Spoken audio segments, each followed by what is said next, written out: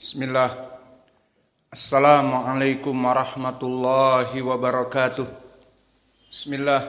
Innal hamdalillah nahmaduhu wa nasta'inuhu wa nastaghfiruh wa na'udzu billahi min shururi anfusina wa min sayyiati a'malina. May yahdihillahu fala mudhillalah wa may yudlil fala hadiyalah. Wa ashhadu an la ilaha illallah wahdahu la syarikalah wa ashhadu anna Muhammadan abduhu wa rasuluh. Ya ayyuhalladzina amanu taqullaha haqqa tuqatih wa la tamutunna illa wa antum muslimun. Ya ayyuhan nasu taqu rabbakumul ladzi khalaqakum min nafsin wahidah wa khalaqa minha zawjaha wa batha minhuma rijalan katsiran wa nisaa wattaqullaha alladzi tasaaluna bihi wal arham innallaha kana 'alaikum raqiba. Ya ayyuhalladzina amanu taqullaha wa qulu qawlan sadida yuslih lakum a'malakum wa yaghfir lakum dzunubakum wa may yuti'illaha wa rasulahu faqad faza fawzan 'azima. Amma ba'd. Fa inna asdaqal hadits kitabullah wa khairal huda hadyu Muhammadin sallallahu alaihi wa ala alihi wasallam. Sidang Jum'ah Masjid Imam Muqbil Al-Wadi'i di Darmasraya, Sumatera Barat. Pada kesempatan hari ini, di khutbah ini, Al-Khatib akan mentafsirkan ayat yang mana ayat ini ayat yang pendek, namun maknanya sangat luas, dan ayat ini sangat dicintai oleh seorang sahabi, Abdullah ibnu Mas'ud. Maka ayat ini di dalam surat An-Nisa, di mana Allah berfirman, Innallaha la yaghfiru ay yushraka bihi wa yaghfiru ma duna dzalika liman yasha. Bahwa sungguhnya Allah Jalla wa'ala tidak akan pernah mengampuni dosa-dosa orang yang melaksanakan kesyirikan dan mati dalam keadaan belum taubat atasnya. Namun wa yaghfiru ma duna dzalika liman yasha, Allah masih mengampuni dosa selain dari kesyirikan meskipun mereka belum bertaubat atasnya. Ayat yang agung ini sangat dicintai oleh Abdullah ibnu Mas'ud dari makna kerahmatan Allah dan sikap yang tegas Allah atas hambanya yang tercerminkan di dalam ayat ini. Maka telah disebutkan oleh Abdullah ibnu Mas'ud, yang mana di dalam athar yang sahih berkata Abdullah ibnu Mas'ud, inna fil ayah min suratin nisa ahabbu ilayya minad dunya jami'an. Bahwa sungguhnya ada satu ayat di dalam surat An-Nisa yang aku lebih mencintainya daripada aku diberikan kepadaku dunia dan seisinya, maka aku lebih mencintai ayat ini. Maka asar ini barakallahu fikum diriwayatkan oleh dua jalan. Pertama oleh Abdur Razzaq di dalam tafsirnya dari jalan Ma'mar an rajulin an ibni Mas'ud.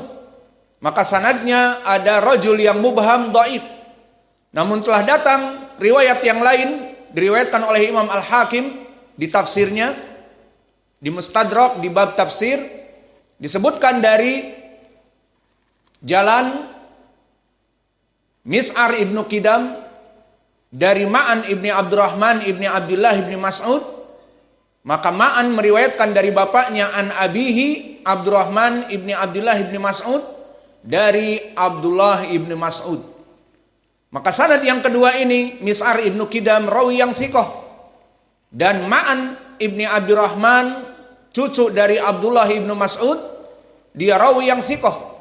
Dan dipermasalahkan di sini apakah dia mendengar dari bapaknya Abdurrahman, apakah Ma'an ibnu Abdurrahman mendengar dari bapaknya Abdurrahman ibni Abdullah ibni Mas'ud? Maka Imam Al-Bukhari telah menetapkan qad sami'a min abih, bahwa dia telah mendengar dari bapaknya. Maka sanad ini muttasil dan sahih dari dua jalan yang telah kami sebutkan. Maka setelah kita mengetahui bahwa athar Ibnu Mas'ud yang lebih memilih ayat ini jika diberikan dunia dan seisinya, maka ini menunjukkan bahwa ayat ini meskipun pendek tetapi mempunyai makna yang panjang, dan di dalamnya ketegasan Allah dan rahmat Allah yang memutuskan atas hambanya. Maka di paragraf yang pertama di dalam ayat ini, innallaha la yaghfiru an yushraka bihi. Maka ini ketegasan, keputusan dari Allah Jalla wa'ala atas hamba-hambanya yang mana mereka mati dalam keadaan kesyirikan, seperti kelompok kufar Quraisy dulu, dan seperti mereka orang-orang yang melaksanakan peribadatan kepada Allah dan kepada selain Allah, seperti mereka kelompok Nasara yang beribadah kepada Allah dan beribadah kepada katanya anak Allah, Yesus Kristus, dan Ruhul Kudus yang ditafsirkan oleh Jibril ataupun Bunda Maria.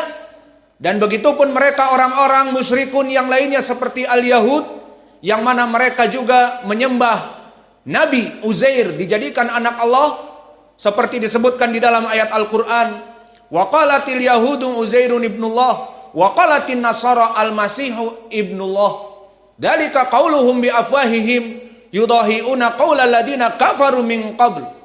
Maka seperti orang-orang Yahudi, kata Allah, mereka melaksanakan kesyirikan, menjadikan Uzair seorang nabi dijadikan anak Allah dan diberi bagian peribadatan.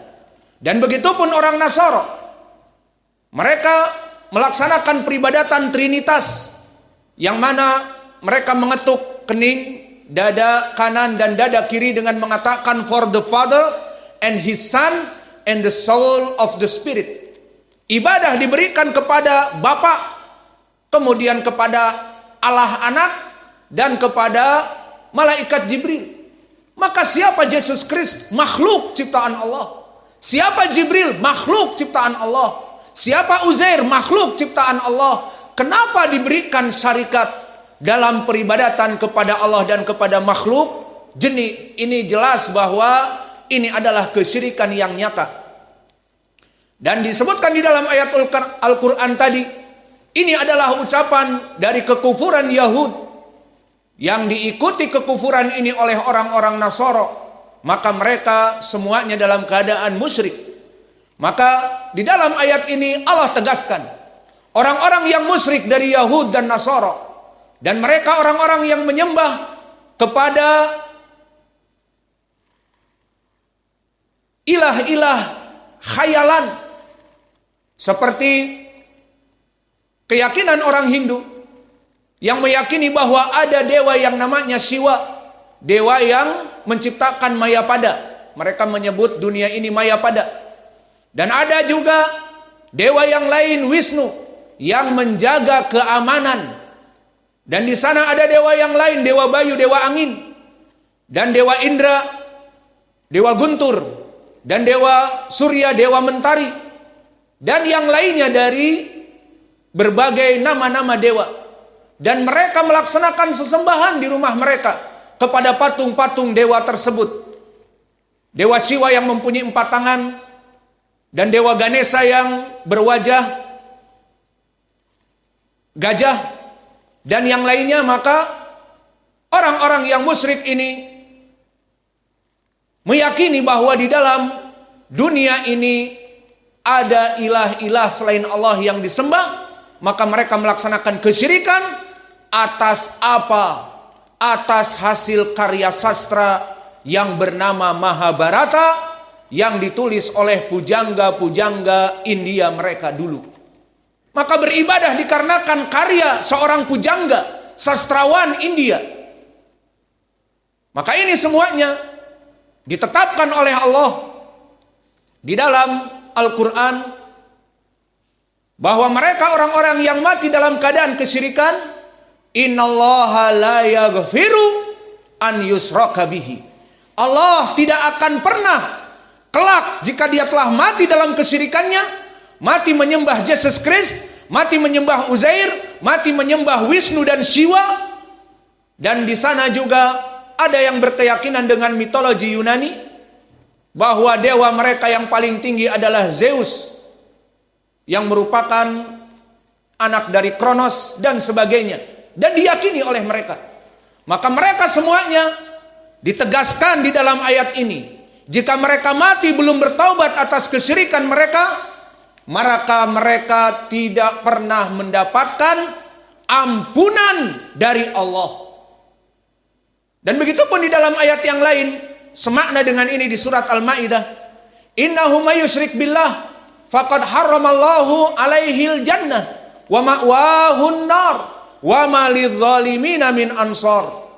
Maka innahu man yusyrik billah, sesungguhnya barang siapa yang melaksanakan peribadatan kepada Allah, juga kepada Rasulnya, juga kepada malaikat Jibril, apalagi diberikan kepada dewa-dewa khayalan, mereka dewa-dewa yang dianggap ada padahal hasil karya dari sastrawan di kitabnya Mahabharata dan di kitab mitologi Yunani, maka mereka semuanya innahu may yusyrik billah faqad harramallahu alaihil jannah.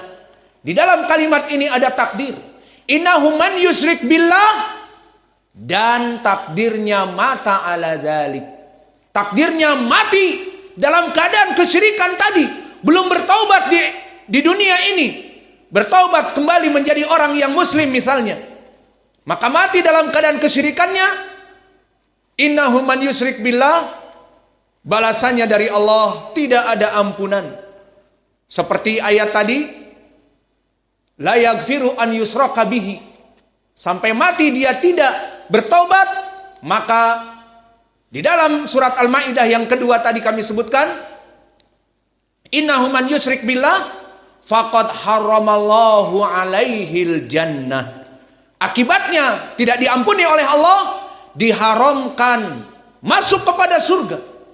Dan di hari akhirat kelak, ya ibadallah, hanya ada dua persimpangan, tidak ada yang ketiga. Jika dia masuk api neraka, diharamkan kepada surga, maka di neraka. Jika dia dimasukkan kepada surga, maka terbebas dari api neraka. Tidak ada simpang yang ketiga. Maka disebutkan di dalam ayat ini, faqad harramallahu alaihil jannah, maka dia telah diharamkan dari surga, karena Allah tidak akan pernah mengampuni orang-orang yang mati dalam keadaan kesyirikan. Wa ma'wahun nar.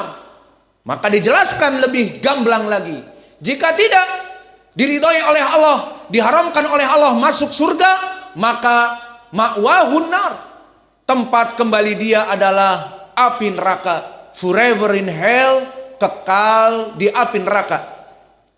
Dan tidak ada bagi orang-orang yang berbuat kesyirikan kepada Allah dalam peribadatan ini adalah pertolongan-pertolongan. Maka siapa lagi yang akan menolong kalau Allah murka atas mereka? Maka di dalam ayat yang dicintai oleh Ibnu Mas'ud ini, innallaha la yaghfiru an yushraka bihi, dengan tegas Allah tetapkan, Allah putuskan, tidak ada ampunan dari Allah bagi mereka orang-orang yang mampus dalam keadaan kesyirikan kepada Allah, menyembah Allah dan menyembah Nabi, berdoa kepada Nabi yang sudah meninggal, berdoa kepada wali-wali yang sudah meninggal, berdoa kepada habib-habib yang sudah meninggal. Maka ini semuanya adalah kesyirikan. Jika mati, meskipun dia mengaku muslim, KTP-nya muslim, sholat 5 waktu, dan seterusnya, melaksanakan rukun Islam, namun di acara haul Habib Fulan, di acara haul Syekh Fulan, dia mendatangi kuburan dari syekh tersebut, dari wali tersebut, ngalap barokah, meminta doa kepadanya, maka telah masuk kepada kesyirikan. Dan jika tidak bertobat atasnya dan mati atas kesyirikan tersebut, Allah tidak akan pernah mengampuni dosa orang ini. Lalu bagaimana jika tidak diampuni? Maka forever in hell. Seperti di ayat tadi, innahu man yusyrik billah faqad haramallahu alaihil jannah wa ma'wahun nar wa ma lidzalimina min ansar. Dan begitupun ayat di alinea yang pertama ini, ketegasan Allah bagi mereka orang yang mati dalam keadaan kesyirikan dan belum bertaubat, Allah mengharamkan surga dan Allah mengharamkan ampunan darinya. Kalau tadi beristidlal dengan dua ayat, begitupun di dalam hadis. Maka telah datang hadis yang muttafaqun alaih dari Abdullah bin Mas'ud dan berkesendirian dari Jabir bin Abdullah, diriwayatkan oleh Imam Muslim yang lafadznya sama. Hadis yang muttafaqun alaih dari Ibnu Abbas dan berkesendirian Jabir bin Abdullah, disebutkan oleh Nabi kita Muhammad sallallahu alaihi wa ala alihi wasallam, man mata walam yusriku billahi syai'a, man mata walam yusrik billahi syai'a dakhalal jannah, wa man mata lam yusrik billahi syai'a dakhalal jannah, wa man mata wa huwa yusrik billahi syai'a dakhalan nar. Maka di dalam hadis ini dari dua sahabat ini pun sama. Barang siapa yang mati dalam keadaan tidak pernah melaksanakan kesyirikan kepada Allah, maka dia akan masuk surga.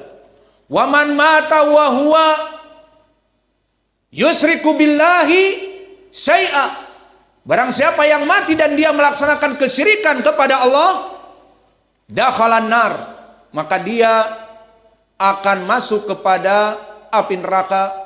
Maka inilah makna dari tafsir alinea yang pertama, astagfirullahaladzim wa atubu ilaih fastaghfiruh innallaha ghafurun rahim.